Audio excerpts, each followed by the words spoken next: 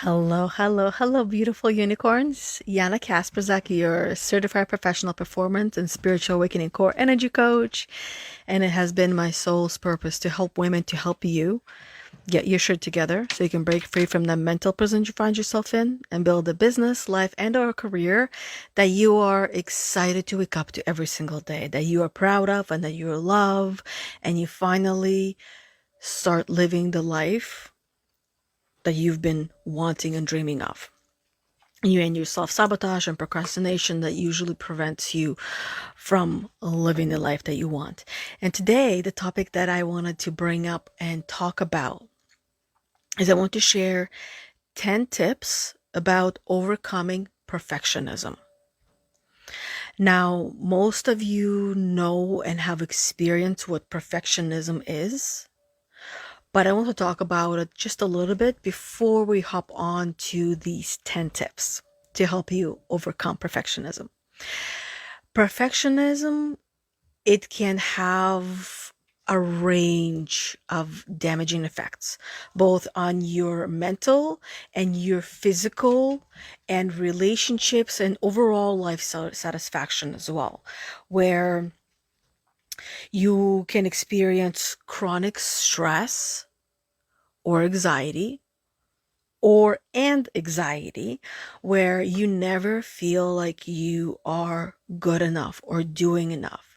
Perfectionism starts to create this constant pressure to meet these unrealistic or impossible standards, whether someone else has given you that standard and you accept it as your own standard, or you came up with it through one of your life experiences, which of course can then lead to stress and anxiety because you can never seem to measure up to this standard, to this expectation, to this ideal scenario that you have created in your mind or that you have accepted in your mind if someone else has given to you.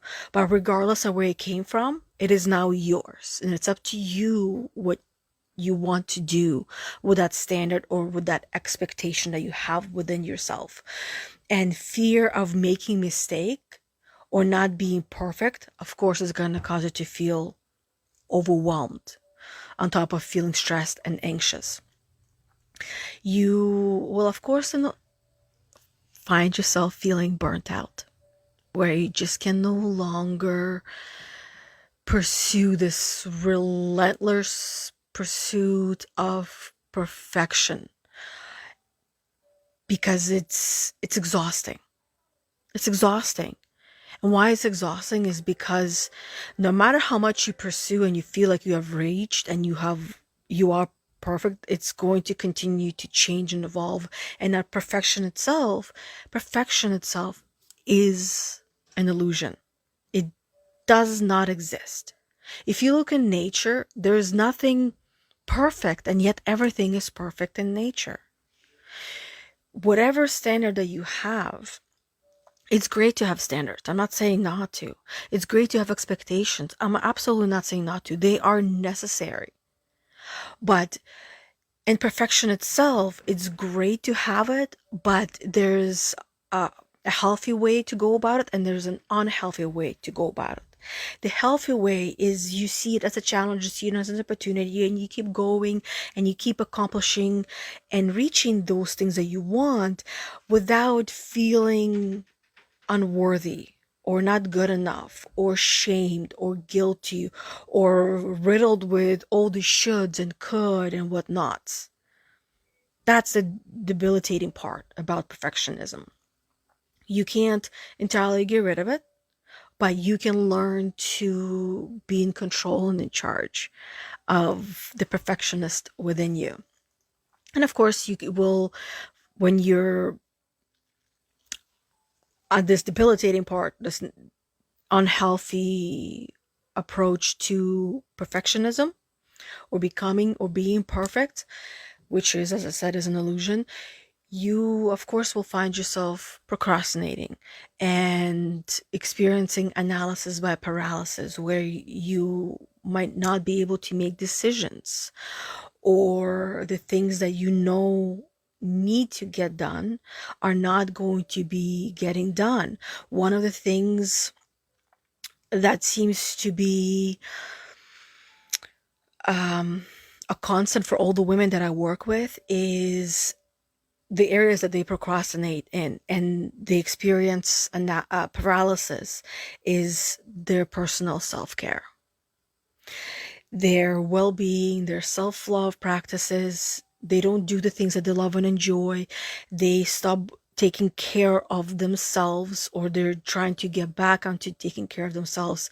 And it's with things as simple, and yet they don't feel simple when one is in that place, is even brushing teeth or brushing hair or getting ready for the day, whether they're leaving for work or they're working from home or they're a stay-at-home mom.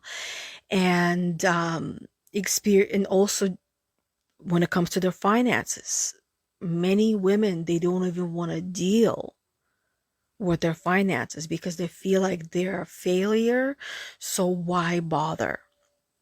And they feel like they've lost power, but the way to get that power back is to start getting and doing those things that you, in a way, have to, but at the same time, you want to, because now it's time for you to get yourself back. And doing it little by little without creating more overwhelm than necessary. There's low self-esteem and low self-worth that you experience when you are trying to be a perfect little girl or perfect big girl. Again, look at that bar of expectation and the standard that you have set for yourself or that you have accepted for yourself, and really look at it and really understand it. What does it tell you about you, about the you that you are being right now, about the you that you were not that long ago, and about you that you dream of being, about the life that you dream of living and experiencing? What does it tell you? And then decide, what would you prefer? Do you prefer to stay in this mental prison called perfectionism, as one of the mental prisons that most human beings experience, until they get a full grasp on this perfectionism within them and it no longer prisons them? It just educates them. It becomes a teacher and not a prison guard. Or so do you want to stay there, or do you want to get out? Do you want to own yourself and own your life and become aware of your internal dialogue, your internal blocks that are holding you hostage? You, of course, this is also going to put a strain on your relationship. One thing I see across the board with the women that I work with, because they're all good girls, is that they put everyone else and everybody else's needs and wants before their own. So they don't have the time or the energy or the willpower or even the belief that they're worthy of themselves and their own well-being and their own needs, wants, and desires, because they put everybody else before them. And then it's like giving from a cup that is half empty versus giving from the overflow. And this is one of the things I help women to really understand and embody, is that you are not to give from your cup when it is half full or half empty, however you look at it. You need to fill your cup until it's overflowing. When you feel amazing and you feel incredible and you feel love, peace, and joy, and you give from that place and not from a place of giving to make yourself feel better. This is one thing that good girls tend to do. They're giving because they're trying to make themselves feel better, make themselves feel worthy or seen or valued, and they're giving from a half full or half empty cup instead of giving from the overflow of who they are and who they're being and who they're becoming as they're working on themselves. Hey, Rebecca. Rebecca says my mom called. Sorry, late. Oh, don't worry. I know you can rewatch the beginning to see what else you might have missed talking about perfectionism today. And because in the other part of the perfectionism is that you're in a low vibrational state. And because you're in a low vibrational state, you're not going to feel or see things clearly. I refer to this as fight or flight state. And when you're in this fight or flight, you are feeling dull. You cannot see things clearly. You cannot make clear decisions. More often than not, they can be irrational decisions. You're not even in your rational state. When you're in that fearful state, in that bubble, you're in a cloud. You're in a fog.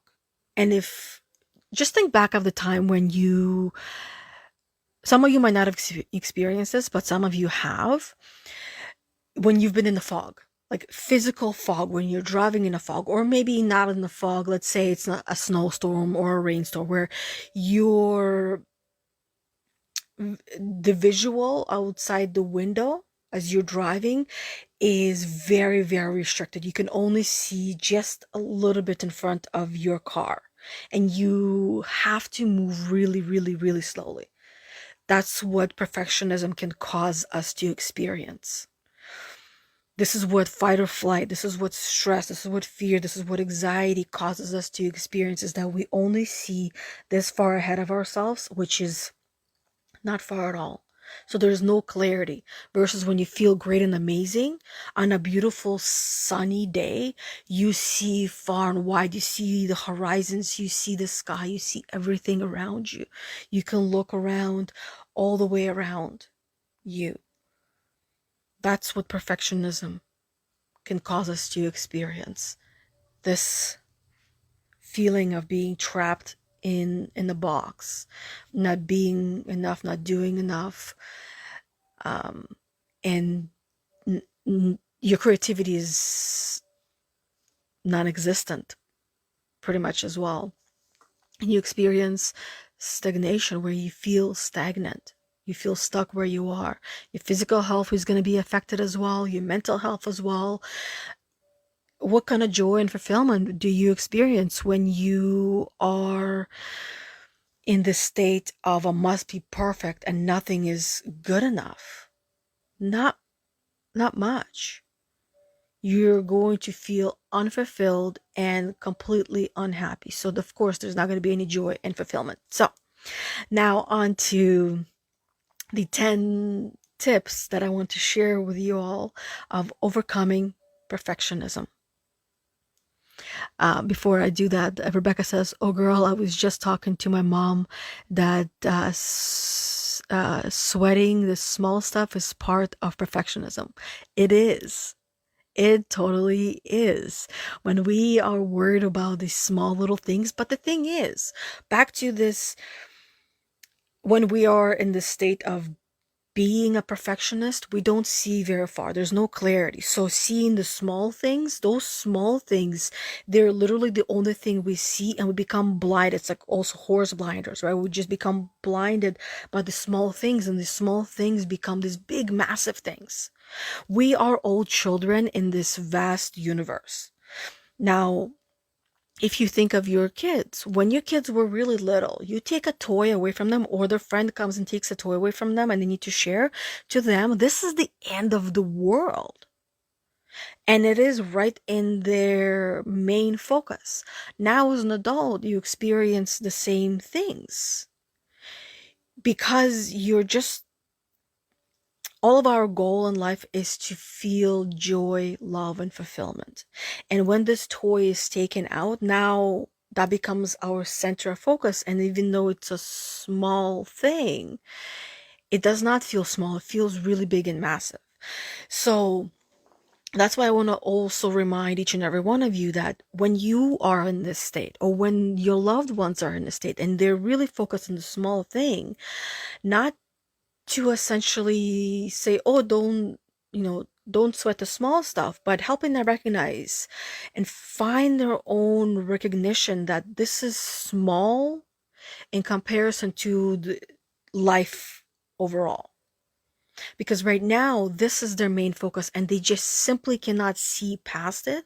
So just helping them see past it by asking questions, not telling people, but by asking questions that will take them outside of this main focus that they're on.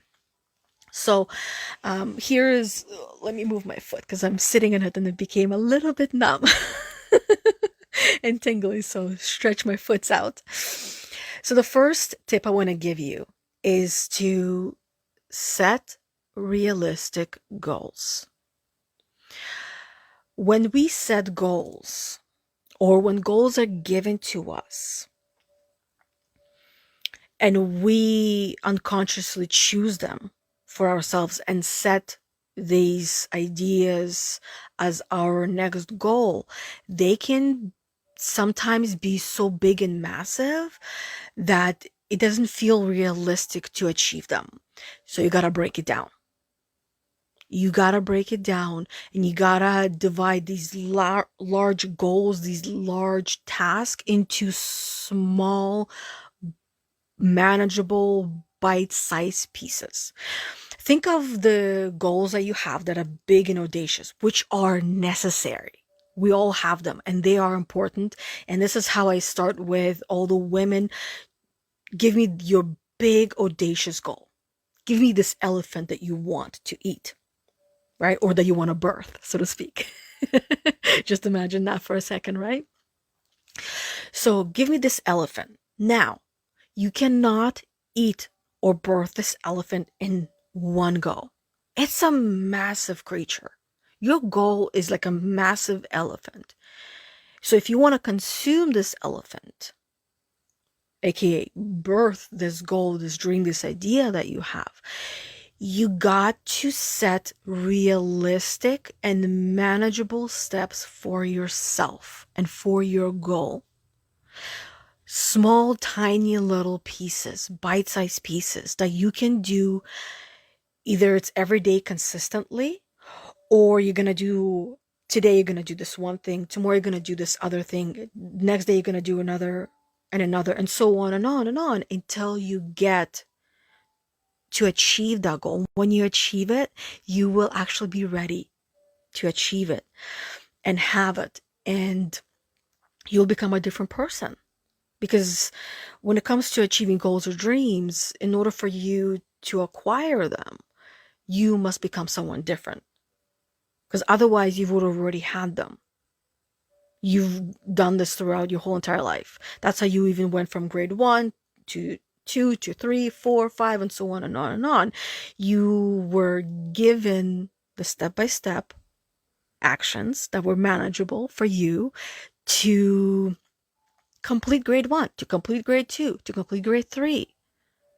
And now, because it was in a way you were told how to do these things and you didn't want to do them, you resisted that process. Now you got to figure out how you got to do this yourself with all of your goals and dreams. And also prioritize what is important. Because sometimes these goals that you set for yourself, they might not actually be important and they might not even be your own goals. So you got to figure that out if that is what you want, if that is yours, if that is for you, or not at all. Maybe it was just somebody else that told you this is what, for example, the example that comes to mind is with kids who go to school and their parents want them to become someone big and great, like a doctor or a dentist, But the kid themselves doesn't want that. And they figure out that they don't want that in the process of becoming.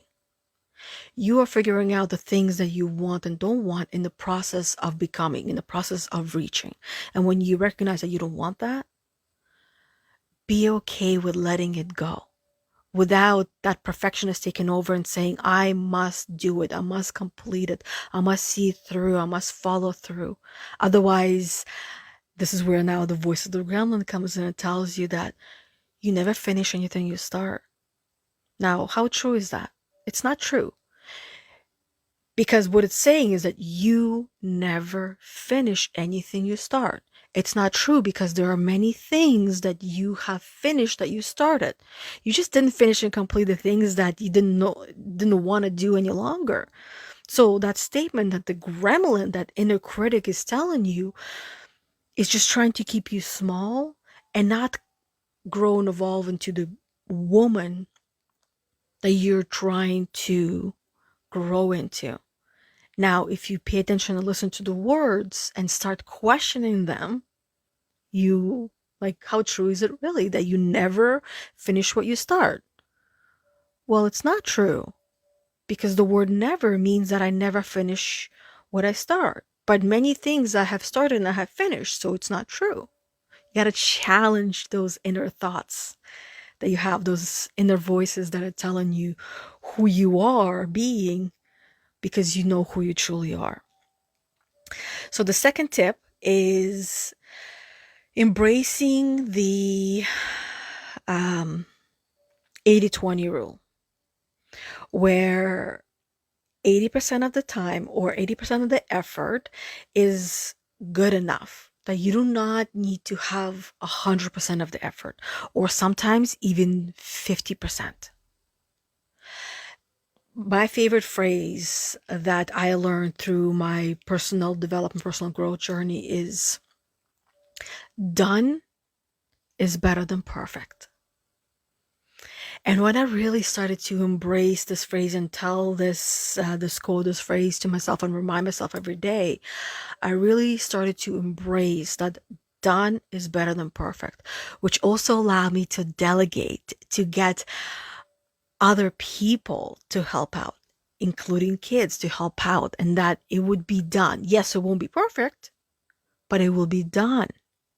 And at the same time, those people get to practice something that they might have not gotten to practice any other way. Getting my kids to fold clothes, to put away dishes, to clean dishes, to help wash the floors, to vacuum. Are they going to be perfect? No, but it's done. And then my expectation of it being perfect, it's my idea of what perfect is, not theirs. They will have their own, but at least it's done. And I don't have to think or worry about it. So shifting the focus instead of, and this is one thing that we mothers are guilty of. Look up helicopter parenting. I know I also did a video on helicopter parenting, and you will see the perfectionist coming through. Another word for perfectionism is control. Is when we're trying to help our kids with certain things, we not only end up taking that a possible lesson away from them, that we're also making them in a way codependent, but just trusting that whatever it is, it's going to get done. Yes, it's not going to be perfect, like tying shoelaces. How many times did it take you to become really good and perfect at tying your shoelaces? Your kids, it might take longer, it might take less time. But letting them tie their shoelaces and watching those shoelaces dangle and, and fly around, even the tip of it, and getting ruined is okay. It's not the end of the world. But your kid tied their shoelaces on their own. You want to celebrate that. And you want to apply that celebration onto yourself and for yourself as well. Some things that you're going to be doing in life, as you're doing them yourself, remind yourself that done is better than perfect. And perfectionism is an illusion. It does not exist. You can recreate the meaning of perfect and perfectionism as you choose. Yes, with certain things in school, there's going to be standards, of course, and in your job and your career, there's going to be, this is what perfect is, and you must abide to that. Yes, but with the rest of your life, you get to choose, you get a say of how it's going to play out, how it's going to work. The third tip would be challenging those perfectionistic thoughts that you have. And sometimes those thoughts, they actually come through as feelings and as emotions when you're feeling triggered. And you are not going to be aware of what thought is triggering that because it's so deep in your subconscious that you've experienced it enough time. And this is why you're at this point might be just feeling emotionally, being triggered by something and not recognizing this is your perfectionism coming through, is because after you've experienced something enough times, it becomes an emotional response. And your thought process is no longer conscious. It becomes subconscious. It is your programming that is coming through as emotions, as coming through as feelings, and hence the trigger. And this is where it might be a little bit more challenging to get into the root of the trigger of the thought that is coming up for you, of the story that is replaying through your emotions. But once you start uncovering it and you start questioning it and you recognize the language that is being used within that story and questioning it, how true is this? Is it true? Parts of it might be, other parts of it might not be. And releasing and healing those stories that most of the time will be unrealistic. When you catch yourself thinking, it has to be perfect, challenge that thought and ask yourself, what's the worst that could happen if this is not perfect? What's the worst that could happen? Or how realistic is this to be perfect? And even taking the time to identify what perfect actually means to you with whatever it is that you're trying to be perfect at or do perfect, or complete something that has this story within you that this is what perfect is. Identify that as well to help you see it for what it is, to get rid of that fog, to really pause and just like look around, let the fog lift, and then decide if you want to keep going or not. If you want to keep going, how? What's the next little step that you can take? The fourth thing is self-compassion. You want to practice being kind to yourself. Treat yourself with the same kindness and understanding you would offer and you would treat your friend, your best friend. Understand that everyone makes mistakes and everyone has flaws, and that is what makes everyone unique unto themselves. A unicorn, if you will, one of a kind. There's no one else that will ever be like you. There's going to be only one you that has ever existed and will ever exist. That's it. What are the chances that you get to live your life through this reality right now?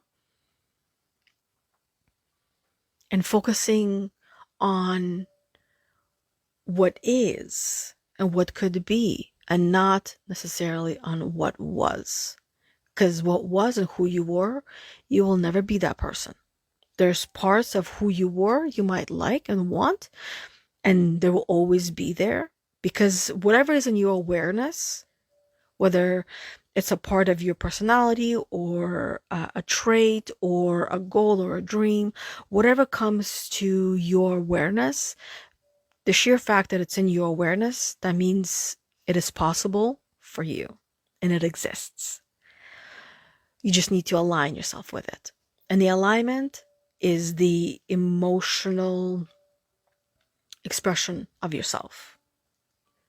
And the emotional expression of yourself is attached to your feelings, thoughts, and the words that you speak out loud as well.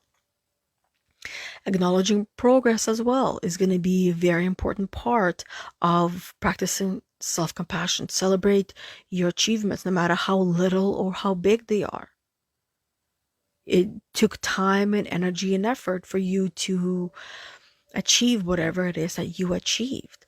Recognize your effort, recognize your progress instead of focusing just on the things that you didn't do, didn't complete, or didn't go, or that you didn't do as perfectly as you thought you should.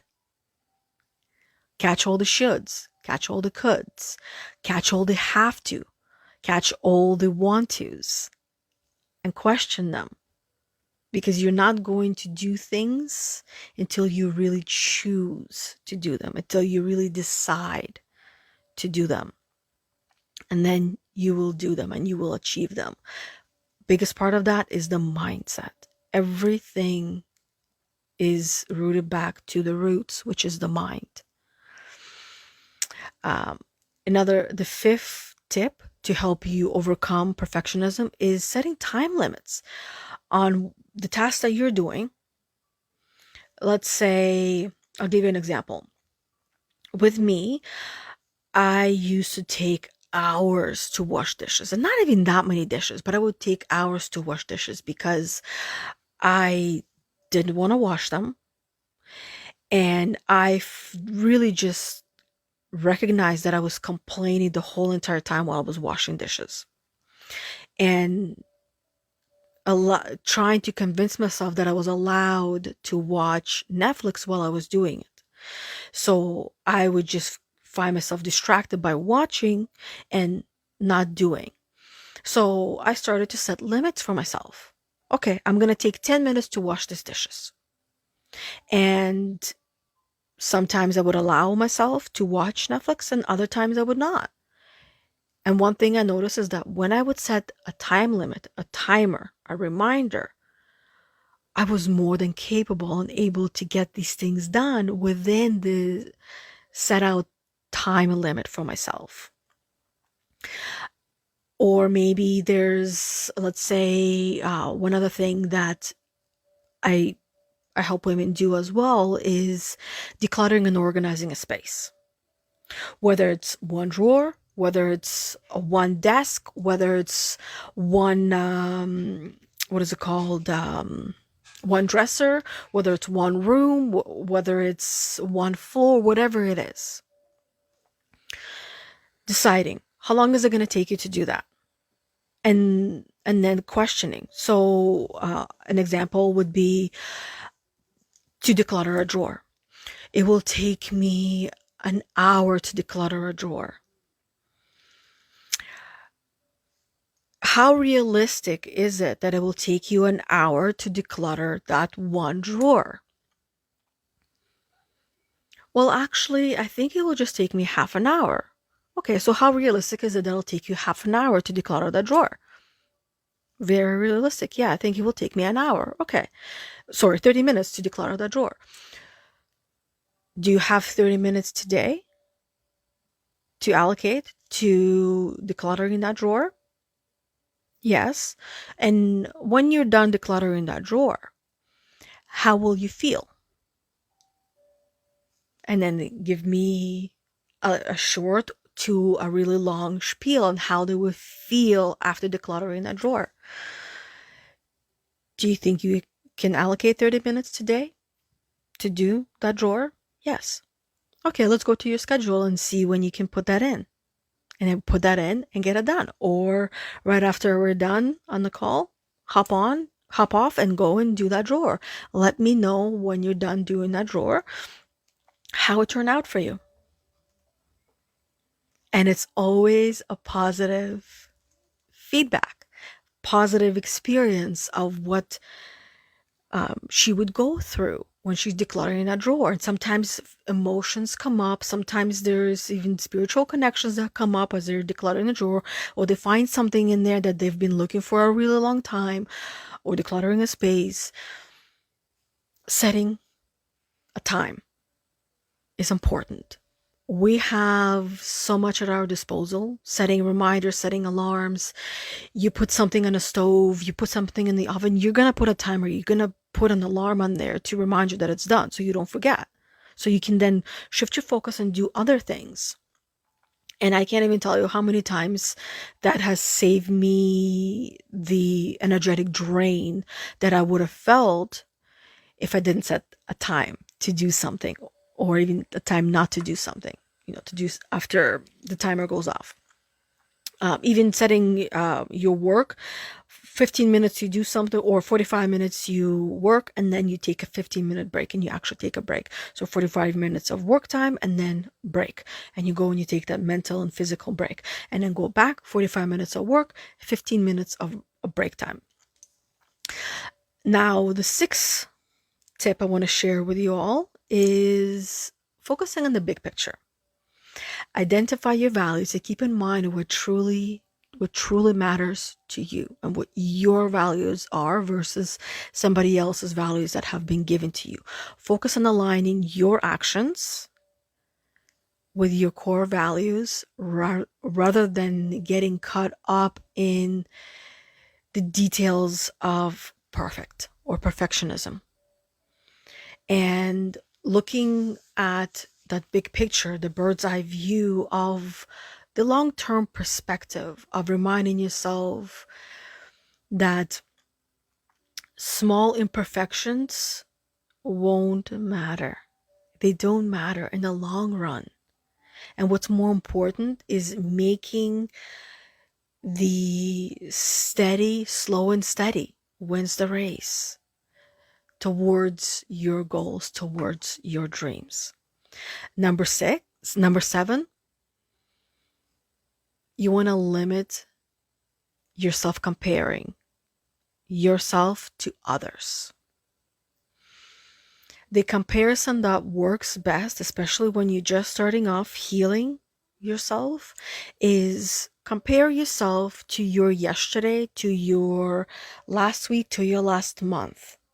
How much you have grown, how much you have achieved, how much you have accomplished, how much you have done, and how much you've allowed yourself to just be. Because we're not human doings, we're human beings. So it's important to have that balance every day, to just be and not do anything. To just relax and breathe and be present in the present moment when you're not doing anything. It is more important to do that than to continue doing and doing and doing. Because in the process and in the time that you give yourself to be, it will help you to become actually more productive.